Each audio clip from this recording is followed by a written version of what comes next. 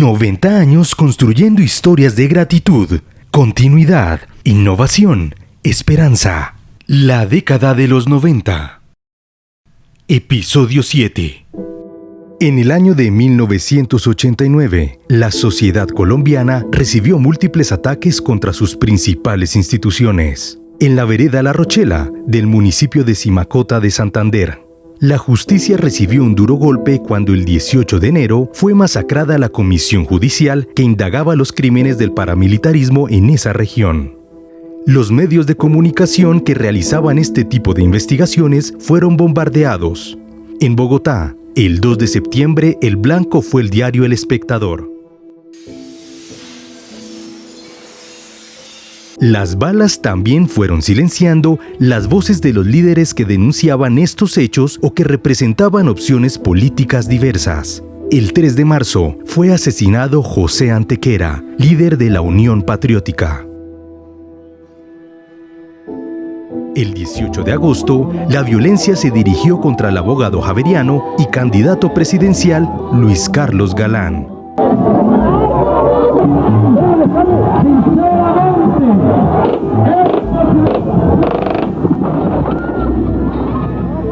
La comunidad estudiantil de la Javeriana y de otras universidades se lanzaron a las calles a marchar, usando el silencio como símbolo absoluto de la protesta.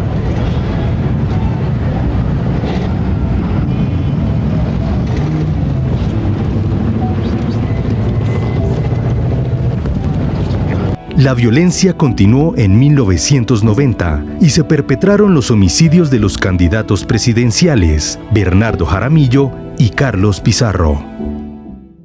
Y a pesar de ese horror, la década de los 90 pasó a la historia por la imaginación y perseverancia de una generación de profesores y estudiantes que inventaron un mecanismo para devolverle la esperanza a la población colombiana.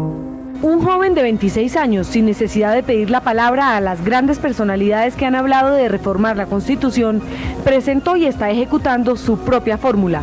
El abogado Fernando Carrillo, luego de muchos estudios, se ingenió lo que se conoce como la séptima papeleta, que los electores podrán incluir en las urnas el próximo 11 de marzo y con la que pueden apoyar esta iniciativa estudiantil de crear una asamblea constituyente que reforme la Constitución.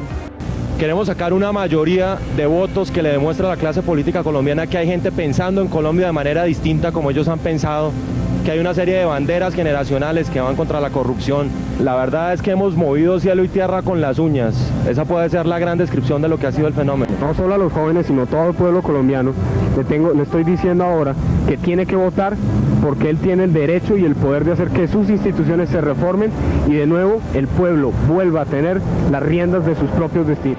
La utopía se convirtió en realidad y 12 egresados de nuestra facultad participaron en la Asamblea Nacional, haciendo del diálogo la herramienta para fundar una sociedad democrática. Protagonistas de esta transformación reflexionan sobre su significado para Colombia y para nuestra facultad. La Constitución de 1991 es un verdadero hito en la historia de Colombia. ¿Por qué? Por la forma como fue elaborada, por una asamblea constituyente elegida popularmente. Esta asamblea democrática, pluralista, que trabajó por consensos, logró también aprobar unas normas que reflejaban las aspiraciones democráticas de la sociedad colombiana y las siguen reflejando. Instituciones como una carta de derechos, no solamente los fundamentales, sino también económicos, sociales, culturales y del ambiente. Lo cierto es que no hubo ni héroes ni heroínas de la constituyente, sino partícipes en un proceso de cultivo y crecimiento mutuo. El renacer del Departamento de Filosofía e Historia del Derecho en la Universidad Javeriana es una consecuencia de la experiencia constituyente. Enseñar derecho, ética y política hoy significa entrar en diálogos fecundos con la historia, el arte, lo popular, la filosofía no eurocéntrica y la ciencia, también la religión o las religiones. Significa aprender a escuchar a otros antes que aprender a hablar por otros o debatir solamente para ganar, como si la retórica fuese otra arma de guerra.